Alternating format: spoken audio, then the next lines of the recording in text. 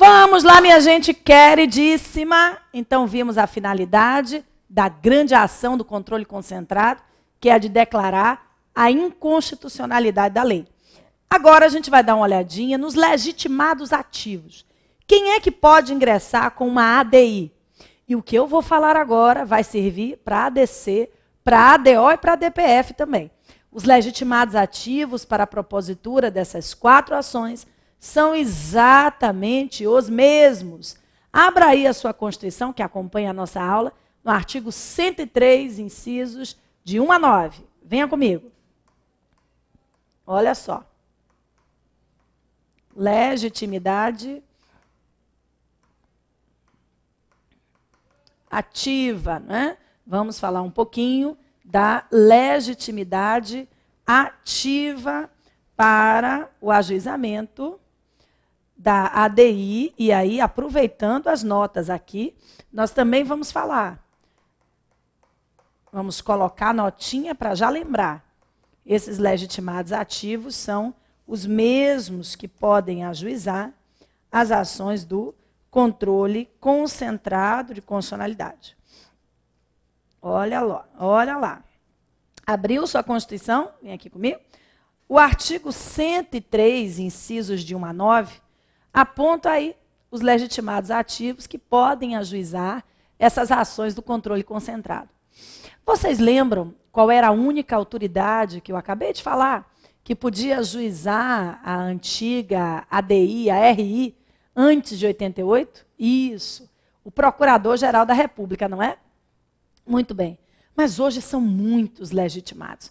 São 9 incisos. Se você refletir bem, só no inciso 5º nós temos 27 legitimados e o inciso 4 também, 27 legitimados. Incisos 4 e 5 somam aí 54 legitimados ativos. Por quê? Porque são 27 governadores e 27 órgãos legislativos estaduais, somando, não é, ainda com a Câmara Legislativa do DF. Então, minha turma, prestem atenção. O que o Supremo resolveu desde o início da década de 90? O Supremo entendeu que não era possível que todos os legitimados ajuizassem quantas ações desejassem. O Supremo resolveu restringir o número de ações, trazendo uma restrição para os legitimados ativos. Vem aqui comigo, até porque uma questão sobre esse tema, uma questão fácil, caiu no 7º exame de ordem, na primeira etapa. Venha comigo. Olha só, vamos colocar aqui algumas informações.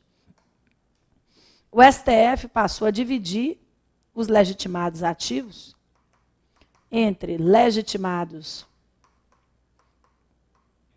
especiais e legitimados universais. Legitimados ativos especiais e legitimados ativos universais. Os legitimados especiais, você pode até já marcar no seu código, na sua Constituição, né?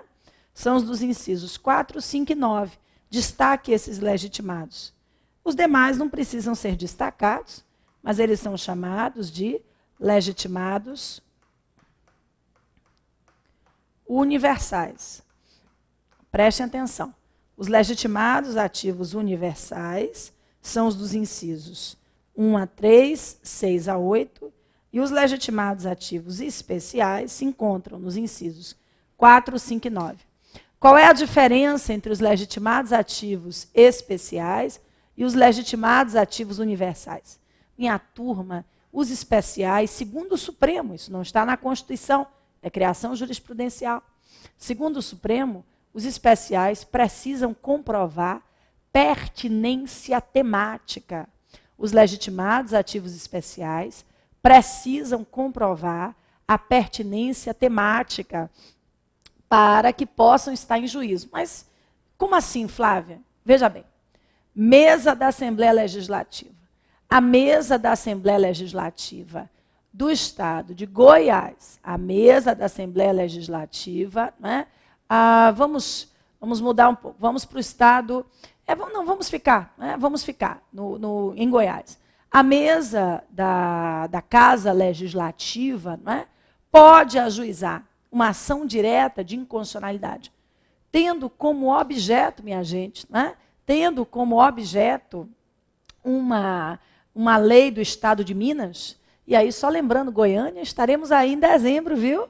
Isso! Super UTI do 9º exame vai ser em Goiânia. Um abraço para vocês, vamos nos ver aí pessoalmente. Pessoal, voltando aqui. A mesa, a Casa Legislativa, não é, lá do Estado de Goiás, pode ajuizar uma ação direta de inconstitucionalidade em face de uma lei do Estado de Minas que em nada prejudicou, né, o direito dos goianos. Não, gente, não pode. Não pode, porque não tem pertinência temática.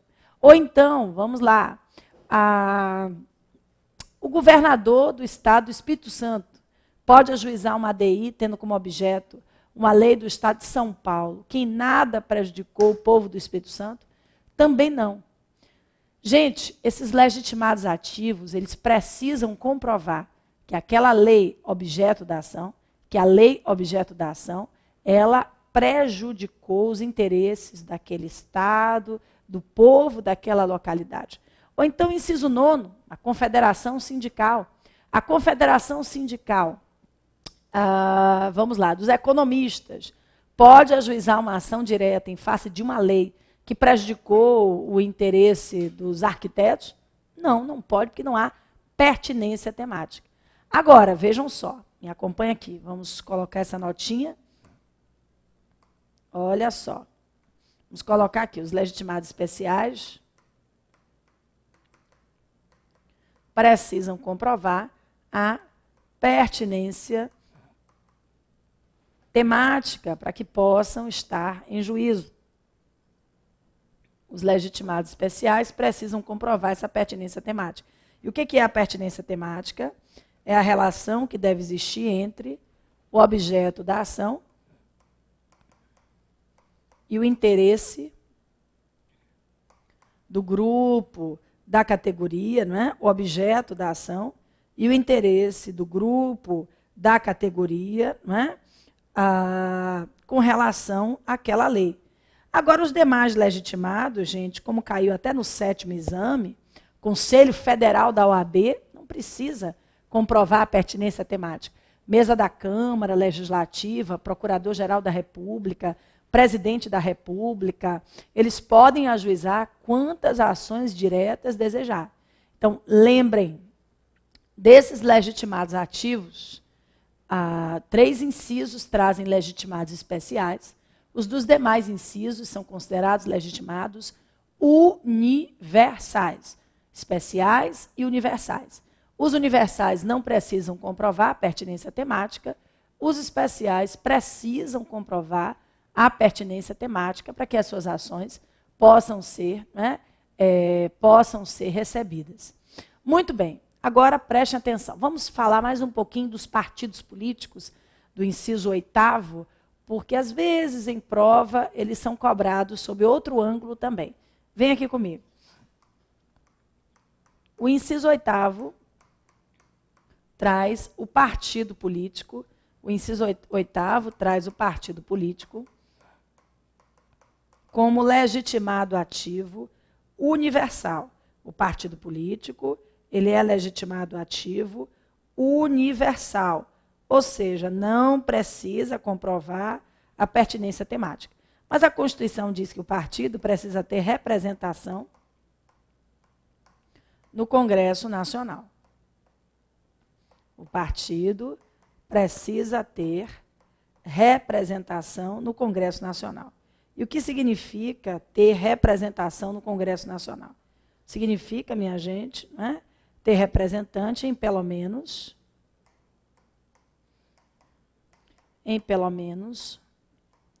uma das casas do Congresso. Vamos lá. Partido político, ter representação no Congresso. O que significa? O partido político precisa ter pelo menos um membro, ou na Câmara, ou no Senado Federal. Não precisa ter nas duas casas, basta que tenha em uma delas. O partido já tem representação no Congresso, já pode ingressar com ação direta se tiver representação em pelo menos uma das casas. Mas a minha pergunta agora é a seguinte: se o partido propuser a ação e ele tinha apenas um representante, tinha um deputado federal eleito, e esse deputado foi cassado no curso do trâmite da ação, né? É claro, por motivos distintos, mas foi cassado. Então, o partido perdeu a sua representação política. O que vai acontecer? Vem aqui comigo. Olha só, olha qual é o entendimento da jurisprudência sobre o tema. A perda superveniente,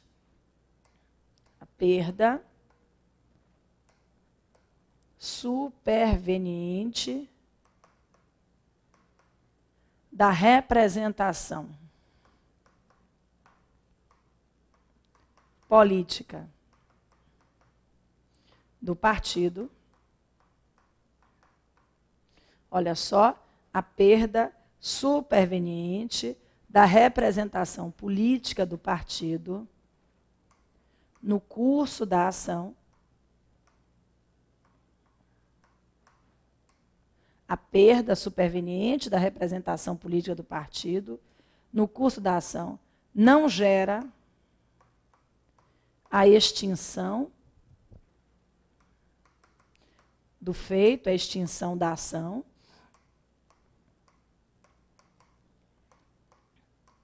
sem decisão de mérito, não gera a extinção do feito sem decisão de mérito, pois o momento de análise sobre a existência ou não da representação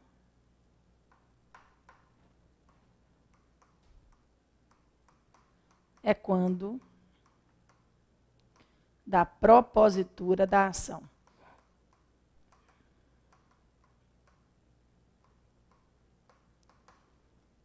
Vamos lá. Vamos organizar aqui o raciocínio. Partido político com representação no Congresso Nacional. O partido político precisa ter representação em pelo menos uma das casas do Congresso Nacional. Perfeito? Quando dá a apresentação da ação. Mas e se ele perder esse representante ao longo da ação? O que vai acontecer?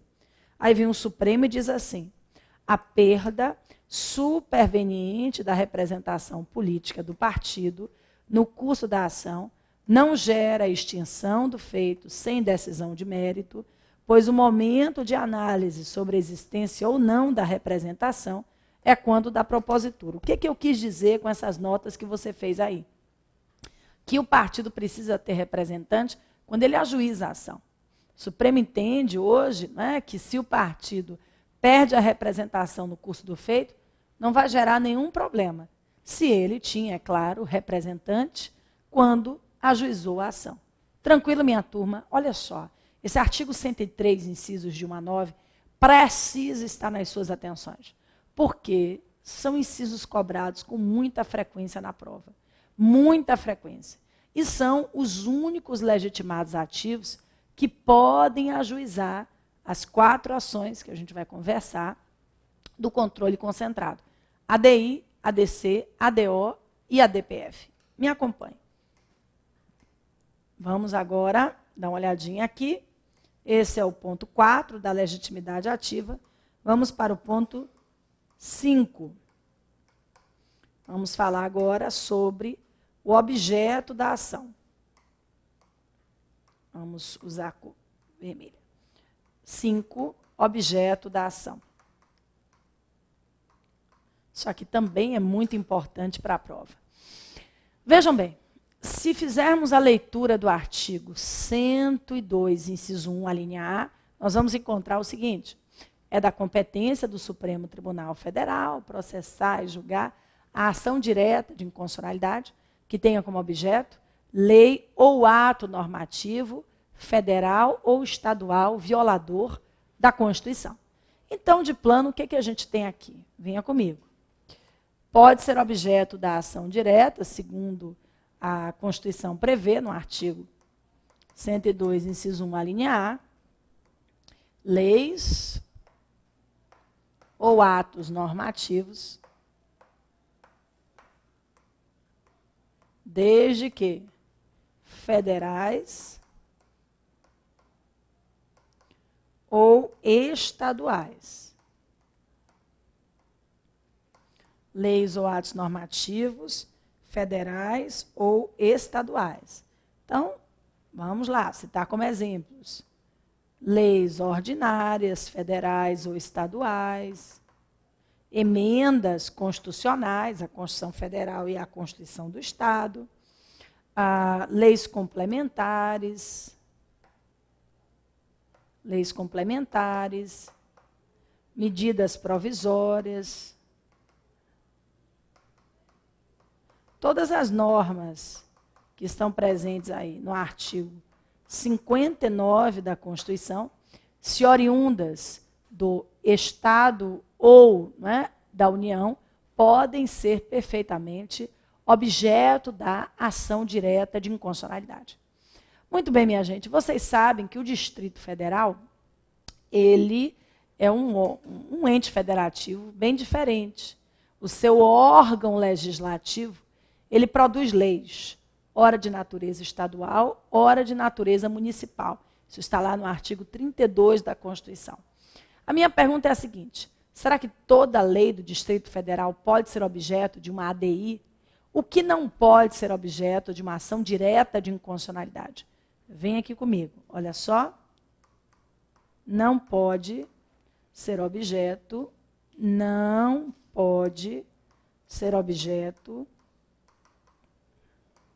de ADI.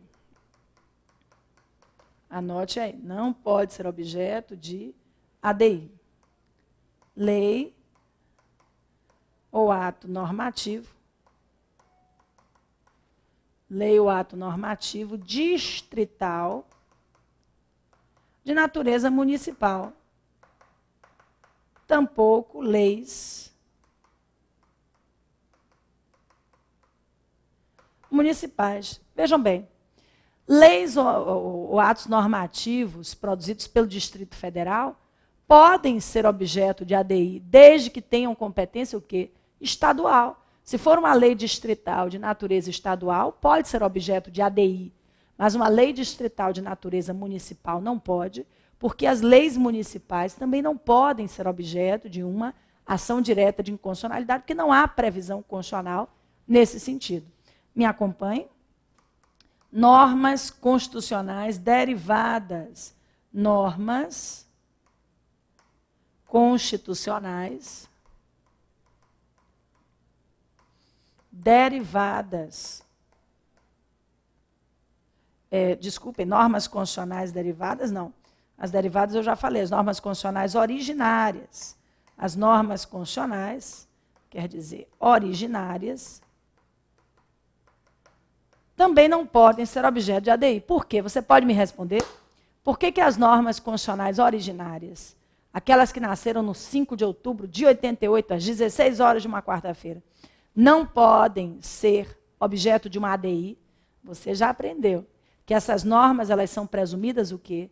Absolutamente constitucionais. Essas normas são presumidas absolutamente constitucionais.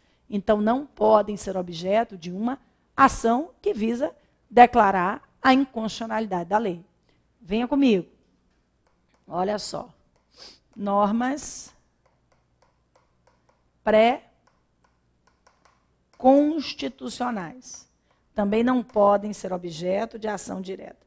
O que são normas pré-constitucionais? São as leis de 1950, 60, 70. Minha gente, vejam bem, as normas pré-constitucionais, as normas anteriores, elas não podem ser declaradas inconstitucionais em face de uma Constituição que não existia à época da sua criação. As normas pré-constitucionais não podem ser declaradas inconstitucionais em face de uma Constituição que não existia quando elas foram criadas. Vejam bem, no país, o que acontece com as normas pré-constitucionais que são compatíveis com o conteúdo da nova Constituição? Elas são recepcionadas, elas são mantidas válidas. Agora, o que acontece com as normas pré-constitucionais incompatíveis com o novo texto? Elas não são recepcionadas e serão não declaradas inconstitucionais. Elas serão revogadas. Vamos anotar? Me acompanhe? Olha só. Vamos dar uma olhadinha. Prestem atenção. As normas anteriores compatíveis materialmente com a nova Constituição. As normas anteriores, compatíveis materialmente com a nova Constituição, serão recebidas, serão recepcionadas e continuarão. Serão recepcionadas e continuarão a produzir os seus efeitos jurídicos.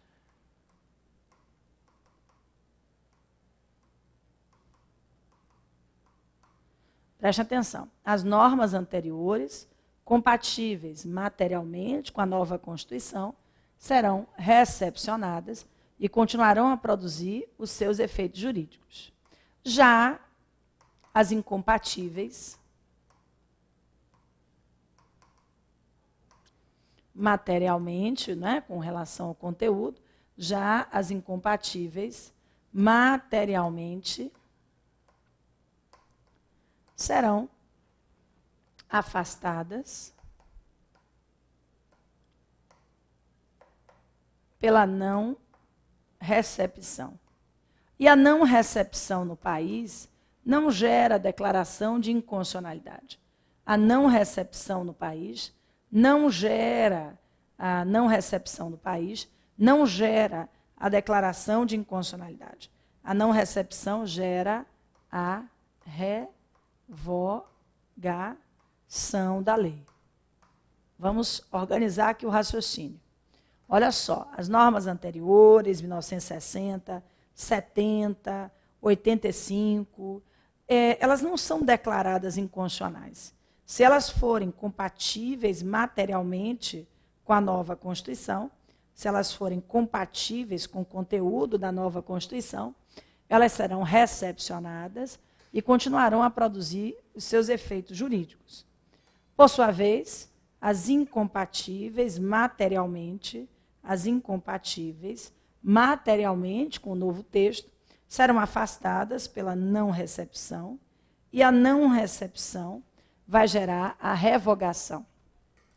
O objetivo da ação direta de inconstitucionalidade é revogar a lei, é declarar a sua inconstitucionalidade. Então, lembre disso. Norma pré-constitucional não é declarada inconstitucional no país e, por isso, ela não pode ser objeto de uma ação direta de inconstitucionalidade. Ô Flávia, mas tem alguma ação do controle que permite a análise dessa norma pré-constitucional? Tem. Nós vamos aprender em sala. A ADPF. É na ADPF que a lei municipal pode ser analisada. É na ADPF que a norma pré-constitucional pode ser analisada também. Aguenta um pouquinho que a gente vai falar sobre isso. Me acompanhe? Vamos lá. Então, nesse ponto 5, nós vimos o que pode ser objeto de ADI e o que não pode. A Constituição diz leis ou atos normativos federais ou estaduais. Aí eu coloquei aqui exemplos, leis ordinárias, emendas constitucionais, leis complementares, medidas provisórias. E aí também escrevemos o que não pode, ser objeto de ação direta. Lei ou ato normativo distrital, de natureza municipal, leis municipais, normas constitucionais originárias, normas pré-constitucionais, normas pré-constitucionais. Muito bem, pessoal. Aqui nós complementamos dizendo que as normas anteriores, compatíveis materialmente com a nova Constituição, serão recepcionadas, o que significa dizer, continuarão a produzir os seus efeitos jurídicos.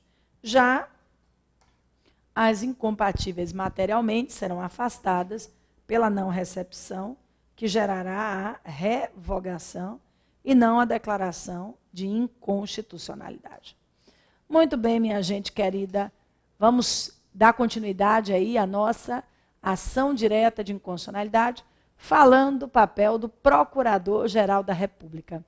Abra aí, por favor, o seu artigo 103, parágrafo 1º da Constituição. 103, parágrafo 1º da Constituição. O que é que esse dispositivo diz? Vamos lá. Vamos chegando. 103, parágrafo 1º. Vamos lá, minha gente. O Procurador-Geral da República, vá olhando aí. O Procurador-Geral da República deverá ser previamente ouvido nas ações de inconstitucionalidade e em todos os processos de competência do Supremo Tribunal Federal.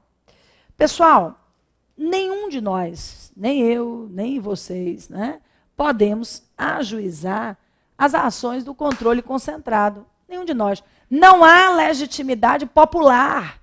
O povo não pode ajuizar nenhuma das ações do controle concentrado de constitucionalidade, né? Isso é certo. Então, nós não participamos ativamente desse controle, mas sofremos todas as suas consequências, porque as decisões do Supremo no controle concentrado, nós já vimos, elas geram efeitos para todos nós. Então, nada mais justo que haja a participação do Ministério Público para dar uma opinião jurídica. Me acompanhe. Aqui nós temos o PGR, Procurador-Geral da República. Artigo 103, parágrafo 1º. Artigo 103, parágrafo 1º da Constituição. O PGR, ele vai atuar como fiscal da lei. Ele vai ser chamado para dar, né, um parecer sobre a norma, o que ele acha, se a lei é válida, se a lei é inconstitucional. PGR vai ser chamado para dar um parecer, para dar uma opinião sobre a norma, não é? Na qualidade de fiscal da lei. Ô Flávia, mas o Procurador-Geral da República vai dar essa opinião como custos legis, como fiscal da lei, nas ações que ele mesmo propõe? Sim, pessoal. O PGR, ele vai ser fiscal da lei nas ações que tenham sido por ele propostas. Sim, não é? Ah, mas ele pode mudar de posicionamento? Claro, senão não faria sentido a sua manifestação. Então, coloque aí, né? O PGR atuará nas ações, também nas ações, não é? O PGR também atuará nas ações. PGR também atuará nas ações que tenham sido